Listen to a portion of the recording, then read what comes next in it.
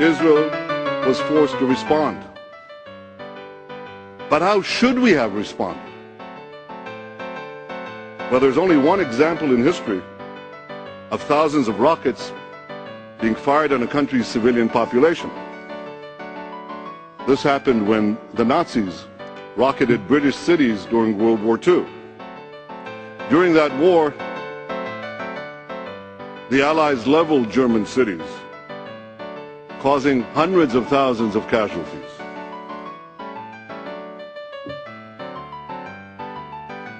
I'm not passing judgment. I'm stating a fact. A fact that is the product of the decision of great and honorable men, the leaders of Britain and the United States, fighting an evil force in World War II. It is also a fact that Israel chose to respond differently. Faced with an enemy committing a double war crime of firing on civilians while hiding behind civilians, Israel sought to conduct surgical strikes directed against the rocket launchers themselves. Now, mind you, that was no easy task, because the terrorists were firing their missiles from homes and from schools. They were using mosques as weapons depots, as missile caches, and they were ferreting explosives in ambulances. Israel, by contrast, tried to minimize casualties by urging Palestinian civilians to vacate the targeted areas.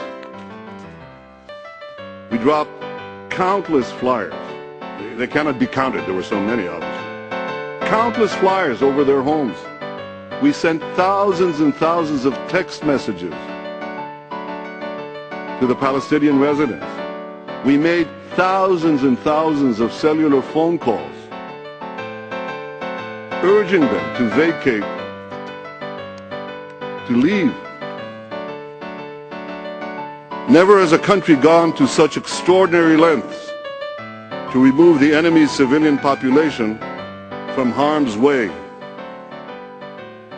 Yet faced with an absolutely clear-cut case of aggressor and victim, who do you think the United Nations Human Rights Council decided to condemn? Israel. A democracy legitimately defending itself against terror is morally hanged, drawn, and quartered, and given an unfair trial to boot. By these twisted standards, the UN Human Rights Council would have dragged Roosevelt and Churchill to the dock as war criminals. What a perversion of truth. What a perversion of justice. Now, delegates of the United Nations and the governments whom you represent, you have a decision to make. Will you accept this farce? Because if you do, the United Nations would revert to its darkest days, when the worst violators of human rights sat in judgment against the law-abiding democracies, when Zionism was equated with racism, and when an automatic majority could be mustered to declare that the earth is flat. If you had to choose a date when the United Nations began its descent, almost a free fall, and lost the respect of many thoughtful people in the international community, it was that decision in 1975 to equate Zionism with racism. Now this body has a choice to make. If it does not reject this biased report, it would vitiate itself. It would begin or re-begin the process of vitiating itself from its own relevance and importance. But it would do something else. It would send a message to the terrorists everywhere saying, terrorism pays. All you have to do is launch your attacks from densely populated areas and you will win immunity. And then a third thing, in condemning Israel, this body would also deal a mortal blow to peace. Let me explain why. When Israel left Gaza, many hoped that the missile attacks would stop. Others believed that even if they don't stop, at the very least, Israel would have made this gesture, extraordinary gesture for peace. But it would have international legitimacy to exercise its right of self-defense if peace failed. What legitimacy? What self-defense? The same UN that cheered Israel as we left Gaza, the same UN that promised to back our right of self-defense, now accuses us, my people, my country, of being war criminals.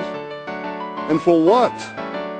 For acting responsibly in self-defense, for acting in a way that any country would act, with a restraint unmatched by many. What a travesty. Ladies and gentlemen, Israel justly defended itself against terror. This biased and unjust report provides a clear-cut test for all governments. Will you stand with Israel, or will you stand with the terrorists? We must know the answer to that question now. Now, not later. Because if Israel is again asked to take more risk for peace, we must know today that you will stand with us tomorrow.